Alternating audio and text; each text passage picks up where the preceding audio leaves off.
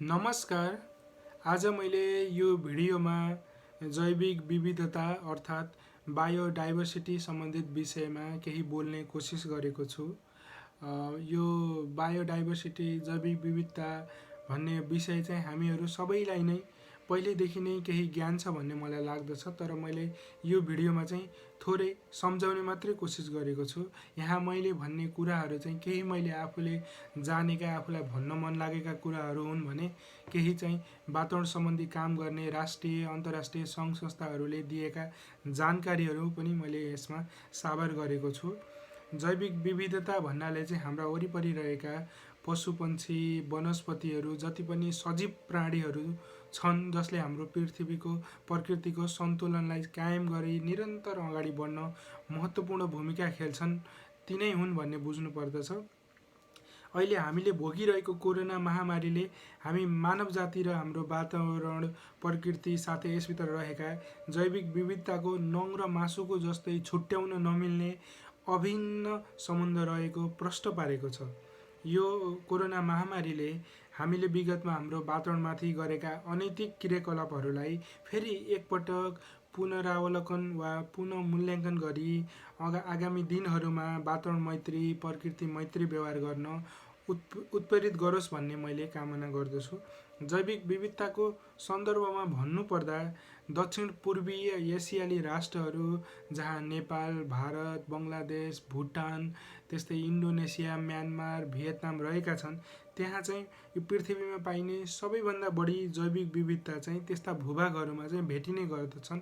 यो चाहिँ वातावरण सम्बन्धी काम गर्ने विज्ञहरू अनि विभिन्न अनुसन्धान खोजहरूले पत्ता लगाएका कुराहरू हुन्। साथै युरोप अमेरिकाहरूमा पनि जैविक विविधता त छन्, तर यहाँको विकास चाहिँ मानवको भौतिक सुख सुविधा अर्थोपार्जन मुखी भएको हुँदा चाहिँ यहाँ चाहिँ त्यस्ता धेरै जैविक विविधताहरू भेट्न सकिँदैन। यहाँको विकासले चाहिँ धेरै चाहिँ पैसातर्फ उन्मुख, मान्छेको सुख सुविधातर्फ उन्मुख भएको हुँदा यो युरोप अमेरिकाको विकासमा चाहिँ यहाँको प्रकृतिमा चाहिँ धेरै जैविक विविधताहरू भेटिँदैन।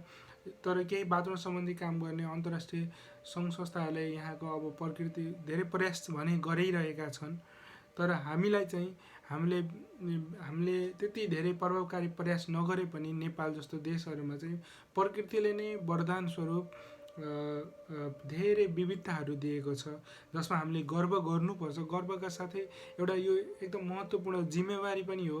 अहिले हामीसँग भएका धेरै जैविक विविधताहरू सङ्कटको अवस्थामा पुगिसकेका छन्। अब हाम्रो जिम्मेवारी के रहेको छ भने हामीले ती विविधताहरूलाई, ती सजीव कुराहरूलाई बचाउँदै, आफूसँगै बचाउँदै प्रकृतिको सन्तुलन कायम गर्दै अगाडि बढ्नुपर्छ भन्ने हाम्रो जिम्मेवारी पनि हो। साथै हाम्रो नेपाल जस्तो देशहरू जुन चाहिँ अहिले विकासको बाटोतर्फ अगाडि बढिरहेका छन्, हाम्रो विकासका योजनाहरू बन्दा चाहिँ हाम्रो विकासको चाहिँ एउटा सीमा चाहिँ के हुन्छ भने अब हामीले विकास गर्दा चाहिँ युरोप अमेरिकाको जस्तो विकास गर्नुपर्छ भन्ने हाम्रो चाहिँ एउटा विकासको चाहिँ सिद्धान्त छ। अब हामीले चाहिँ त्यो बदल्नुपर्छ, किनभने हाम्रो हावापानी प्रकृति भौगोलिक स्थितिहरू युरोप अमेरिकाको भन्दा धेरै फरक छ।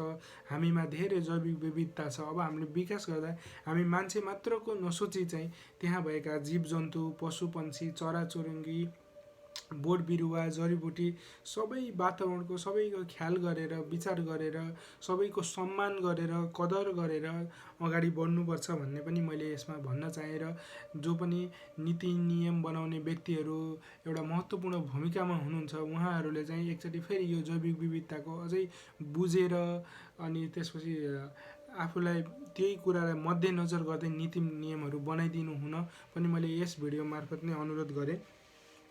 अब चाहिँ कोरोना महामारी पहिला पनि हामीले धेरै प्रकृतिमाथि दुर्व्यवहारहरू, जैविक विविधतामाथि खतरा जन्ने कामहरू गरिरहेका थियौँ र अब फेरि यसमाथिका खतराहरू चाहिँ अब यो महामारी पछि पनि अब कस्ता कस्ता खतराहरू छन् भन्ने कुराहरू पनि म यसमा भन्न चाहन्छु।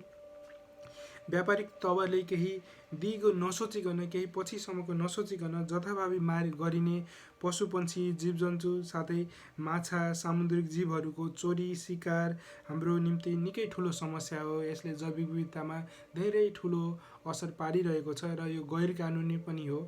र अब सरकारले चाहिँ यसलाई रोक्नको लागि चाहिँ ती काम गर्ने व्यक्तिहरू, धेरै व्यक्तिहरू चाहिँ यो चोरी सिकारीमा लाग्ने धेरै व्यक्तिहरू चाहिँ आफ्नो अर्थोपार्जनको लागि, दैनिक गुजाराको लागि लाग्ने गरेका छन्। त्यही भएर सरकारले चाहिँ उनीहरूलाई रोजगारको एउटा अर्को विकल्प दिएर चाहिँ यस्ता कामहरू चाहिँ कानुनमा मात्रै चोरी सिकारी बन्द गर भनेर हुँदैन, यो चाहिँ व्यवहारमा नै मान्छेहरूलाई रोजगारको अर्को विकल्प दिएर चाहिँ बिस्तारै नियमहरू बनाउँदै जानुपर्छ भन्ने चाहिँ मैले यसमा भन्न चाहेँ। त्यस्तै हाम्रा दैनिक क्रियाकलापबाट निस्केका फोहोर मैला हामीले प्रदूषण हामीले केही नसोची खोला नदी समुद्रमा मिसाइदिन्छ।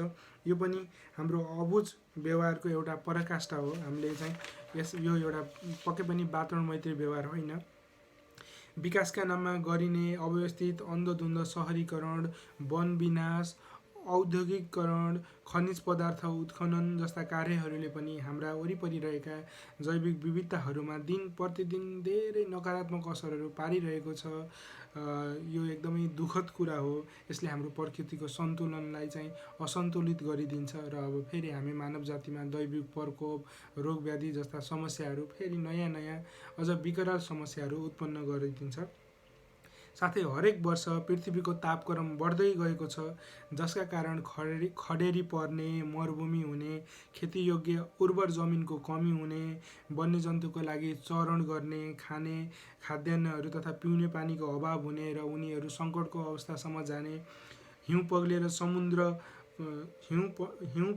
समुद्रको यथास्थितिमा खलल पुग्ने समस्याहरू, समुद्रहरू बढ्दै जान्छन्। समुद्र वरिपरि भएका भूभागहरू, टापुहरूमा भएका जैविक विविधताहरू मान्छे मात्र मर्दैनन् कि समुद्र वरिपरि भएका भूभागहरू डुबानमा परिसकेपछि त्यहाँ भएका जीवजन्तुहरू पनि मर्छन्, वनस्पति जडीबुटीहरू पनि हराउँछन्, मर्छन्।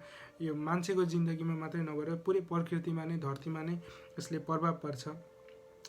हाम्रो जैविक विविधतामा धेरै प्रभाव पार्छ। अहिले यो महामारीका साथै बन्द रोकटोकले हामी सबैलाई एउटा सुनौलो अवसर पनि जुटाइदिएको छ। यो कोरोना महामारी व्यवस्थापन गर्न सरकारले जुन रोकटोकहरू गरेको छ स्वतन्त्र हिँडुलमा, यसले चाहिँ हामीलाई एउटा अवसर पनि जुटाइदिएको छ। हामीले चाहिँ फेरि अब घरमा बसेको बेलामा फुर्सदको समयमा चाहिँ हामीले अब हाम्रा विगतका व्यवहारहरू सोचेर मूल्याङ्कन गरेर केही सिकेर पाठ सिकेर चाहिँ अब हाम्रो बानीहरू व्यवहारहरू चाहिँ वातावरण मैत्री बनाउनको लागि चाहिँ हामीलाई एकचोटि सोच्न चाहिँ यसले अवसर दिएको छ। महामारी तथा जैविक विविधता माथिको सङ्कट कुनै एक व्यक्ति, संस्था वा देशले मात्रै समाधान गर्न असम्भव भएकाले अब हरेक व्यक्तिले आफ्नो जिम्मेवारी नै सम्झिएर विश्वव्यापी रूपमा अगाडि बढ्नु जरुरी छ। अब हामीले चाहिँ अरूलाई औँला नदेखाएर चाहिँ हामी पनि अब यही वातावरणमै बस्छौँ, वातावरणकै अभिन्न अङ्ग हौँ भन्ने सोचेर चाहिँ अब हाम्रो पनि जिम्मेवारी हो। यो प्रकृतिको भोगचालन मात्रै गर्ने, यसमा भएका कुराहरू लिने हाम्रो अधिकार मात्र नभएर यसको संरक्षण गर्ने अनि यसको सन्तुलन कायम गर्ने हामी हरेक नागरिकको जिम्मेवारी हो पनि हो भन्ने बुझेर, कर्तव्य पनि हो बुझेर अगाडि बढ्नुपर्छ। कोरोना महामारीले हाम्रो कृषि क्षेत्रमा पनि असर पारेको छ। अब आगामी दिनहरूमा खाद्यान्न सङ्कट आउने एकदमै निश्चित प्राय नै छ, जसको सिधा असर जैविक विविधतामा पर्ने देखिन्छ। अब झनै जङ्गली पशुपन्छी, वनजङ्गल, जडीबुटीहरूको चाहिँ चोरी शिकार बढ्ने देखिन्छ। मान्छेहरूले चाहिँ अब खाद्यान्न अभाव भएपछि उत्पादन हुँदैन, घरै थुनिएर बस्नु परेपछि झन् खाद्यान्न धेरै उपयोग गरिन्छ। अनि आफ्नो वरिपरि नभएपछि अब हामी पुरै जङ्गलमा नै, पुरै प्रकृतिमा नै निर्भर हुन्छौँ। त्यहाँ उत्पन्न हुने उत्पादन भएका फलफुलहरू, वनस्पतिहरू, बोटबिरुवाहरू हामी त्यसको उपयोग गर्न लाग्छौँ। मान्छेले मात्र उपयोग गरिसकेपछि फेरि त्यहाँ भएका चराचुरुङ्गी, वन्यजन्तुहरूले चाहिँ फेरि पशुपन्छीहरूले चाहिँ उनीहरूलाई चाहिँ खाद्यान्नको अभाव हुन्छ। उनीहरू चाहिँ फेरि भोकमरीमा आफ्नो ज्यान गुमाउनु पर्ने हुन्छ। हामीले अब त्यो पनि सोचेर चाहिँ अनि फेरि कोरोना भाइरस विरुद्ध विज्ञानले प्रभावकारी उपचारहरू पत्ता लगाउन अझै पनि सकिरहेको छैन। त्यही भएर धेरै मान्छेहरू चाहिँ अब फेरि जडीबुटी तथा पशुपन्छीमा नै, प्रकृतिमा नै उपचार खोज्दै अनि तिनीहरूको चाहिँ नाश गर्न अग्रसर हुने, तिनीहरूलाई फेरि चोरी शिकार गर्ने, तिनीहरूलाई चाहिँ फेरि बेच्ने, गैर कानुनी तवरले बेचबिखन गर्ने तर्फ चाहिँ अगाडि हुन्छन्। धेरै मान्छेले फेरि अब आफ्नै कारोबारहरू नै, व्यापार व्यवसाय नै यही पशुपन्छीहरू मार्ने, चोरी सिकारीहरू गर्ने, जडीबुटीहरू गर्ने गरेर चाहिँ फेरि जैविक विविधतामा नै नकारात्मक असरहरू पार्ने अब यस्ता खतराहरू आउँदैछन्। त्यसमा पनि अब हामीले समुदायमा भएका सचेत मान्छेले, सजग चेतनशील मान्छेले चाहिँ अब त्यसमा पनि ख्याल गर्नुपर्छ, ध्यान दिनुपर्छ। त्यस्तै व्यक्तिको व्यापार व्यवसाय रोजगार गुमिरहेको अवस्थामा अब झन् ठुलो हिस्सा अवैध चोरी सिकारी जडीबुटी बेचबिखनमा सक्रिय हुने देखिन्छ। यो मैले पहिला नै भनिसकेँ। यी सबै हाम्रो आगामी भविष्यका चुनौतीहरू हुन्।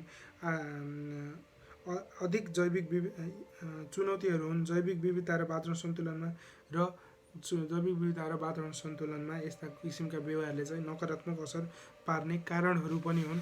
तसर्थ अब हामीले हाम्रो अविवेकशील व्यवहार सुधार्दै फेरि हाम्रो वातावरण र प्रकृतिलाई यसको सन्तुलन फिर्ता गर्ने सोचका साथ आफ्नो क्रियाकलापहरू अगाडि बढाउनुपर्छ। अब हामीले बुझ्नुपर्छ कि प्रकृति, वातावरण, जैविक विविधता नै हाम्रो औषधि हो र यिनीहरूको संरक्षण हुन सके मात्रै हाम्रो मानव जीवनको, हाम्रो स्वास्थ्यको, सुखको र दीर्घ जीवनको चाहिँ सुरक्षा हुनसक्छ। प्रकृतिको सुरक्षा सन्तुलन भए मात्रै मान्छेको पनि जीवनको सुरक्षा सन्तुलन हुँदै अगाडि बढ्न सक्छ। अब हामी हरेक व्यक्तिहरूले वातावरणको महत्त्व र हाम्रा वरपर रहेका जडीबुटी, पशुपन्छी साथै प्राकृतिक स्रोत सम्पदाहरूको जानकारी लिन एकदमै आवश्यक छ। हामी वरिपरि रहेको ठाउँमा के कस्ता पशुपन्छीहरू पाइन्छन्, के कस्ता जडीबुटीहरू पाइन्छन्, त्यसले हामीलाई के फाइदा गर्छ र हामीले कसरी चाहिँ त्यसको उचित भोगचालनहरू गर्दै त्यसको संरक्षण गर्न सक्छौँ भन्ने कुराहरू पनि थाहा पाउन एकदमै जरुरी छ। साथै भन्ने कुराहरू पनि थाहा पाउन जरुरी छ। अब हामी अहिले धेरै मान्छेहरू चाहिँ सहर छोडेर यो रोकटोकले गर्दा गाउँमा गएका छौँ। धेरै पढेका जानेका मान्छेहरू अहिले गाउँमा जानुभएको छ। अब उहाँहरूको एउटा कर्तव्य के पनि हुन आउँछ भने उहाँहरूले चाहिँ अब आफू बसेको गाउँठाउँ वरिपरि के कस्ता जडीबुटी, पशुपन्छीहरू पाइन्छन्, त्यसले मान्छेको स्वास्थ्यमा चाहिँ कस्तो कस्तो सकारात्मक प्रभाव पार्छ, कस्तो कस्तो नकारात्मक, प्रकृतिमा त फाइदा मात्रै गर्ने चिजहरू पनि छैनन्, बेफाइदा गर्ने कुराहरू पनि छन्। ती सबैहरूको ज्ञान राख्ने, आफ्ना बालबच्चाहरूमा सिकाउने, आफ्नो वरिपरिका मान्छेहरूलाई सिकाउने, फैलाउने, अनि कसरी चाहिँ यसको प्रयोग पनि गर्न सकिन्छ। मान्छेले फाइदा पनि लिनु पर्यो। फेरि संरक्षण मात्रै गरेर पनि मिल्दैन, फाइदा पनि लिनु, कसरी फाइदा पनि लिने, संरक्षण पनि गर्ने, कसरी उचित प्रयोग गर्ने भनेर पनि अब अरूलाई ज्ञान पनि बुझेका मान्छेहरूलाई चाहिँ फैलाउनु एकदमै जरुरी छ। साथै म अन्त्यमा के भन्न चाहन्छु भने हाम्रो गाउँघरमा धेरै आदिवासीहरू, हाम्रा हजुरबाहरू, पिता पुर्खाहरू हुनुहुन्छ जसले चाहिँ आफ्नो जिन्दगीको धेरै समय चाहिँ प्रकृतिमै नै, वातावरणमा नै बसेर बिताउनु भयो। उहाँहरूलाई चाहिँ हामीलाई भन्दा धेरै किताबी ज्ञानभन्दा व्यवहारिक ज्ञानहरू, वातावरण सम्बन्धी, वनस्पति, जडीबुटी, वन्यजन्तु सम्बन्धी धेरै ज्ञान छ। अब हामी उहाँहरूसँग सोधेर, उहाँहरूसँग जानेका कुराहरूलाई टिपोट गरेर, अभिलेख राखेर अब ती कुराहरू पनि अब हामीले फैलाउनुपर्छ। आदिवासीहरूको जिन्दगीहरू बुझेर, हाम्रो बुवाहरूको, हजुरबुवाहरूको ज्ञानहरू बुझेर चाहिँ हामी अगाडि बढ्नुपर्छ। हामीले यो विज्ञानलाई पनि अगाडि बढाउनुपर्छ। साथै हाम्रा भएका पहिलाका पिता पुर्खाको अनुभवलाई पनि सम्मान गर्दै सँगसँगै अगाडि बढ्नुपर्छ। तब मात्रै हामीले एउटा वातावरण सन्तुलन गर्न सक्छौँ। प्रकृति वातावरण मैत्री व्यवहार गर्दै अगाडि आफ्नो अर्थोपार्जन, आफ्नो परिवार, आफ्नो बालबच्चा, अब आउने भावी सन्ततिलाई चाहिँ एउटा सुखी दीर्घजीवी जीवन दिन सक्छौँ। प्रकृतिलाई यसको हरियाली, यसको सन्तुलन फिर्ता गर्न सक्छौँ। अनि हामी आफू पनि प्रकृति खुसी भएपछि चाहिँ अनि हामी मान्छेको जिन्दगी, मान्छे मात्रै नभएर सम्पूर्ण वनस्पति, पशुपन्छी सबैको जिन्दगी सुखी हुने चाहिँ पक्का छ। त्यही भएर चाहिँ अब हामीले चाहिँ अन्तमा चाहिँ के भन्न चाहन्छु भने अब आफ्नो ठाउँबाट अरू नसोचेर आफ्नो ठाउँबाट वातावरण सम्बन्धी, सन्तुलन सम्बन्धी, वातावरण मैत्री सम्बन्धी ज्ञान पनि लिने, अनि ज्ञान पनि फैलाउने र आफू पनि उदाहरण बनेर वातावरण मैत्री व्यवहार गर्ने, आफू उदाहरण बनेर अरूलाई चाहिँ बच्चा बच्चीहरूलाई, घर परिवारहरूलाई सिकाउँदै अगाडि बढौँ। अनि मात्रै हामीले एउटा सुखी जिन्दगी, एउटा दिगो सुखी, स्वस्थ, दिगो विकाससहितको जिन्दगी लिएर अगाडि बढ्न सक्छौँ भन्न चाहन्छु। धन्यवाद। र यो मेरो व्यक्तिगत विचारहरू पनि हो र हरेक मान्छेका फरक फरक विचारहरू हुन्छन् र फरक विचारहरूको सम्मान गर्न पनि जरुरी छ र तपाईँहरूका हरेक विचारको म सम्मान, कदर गर्छु भन्न पनि चाहन्छु। धन्यवाद।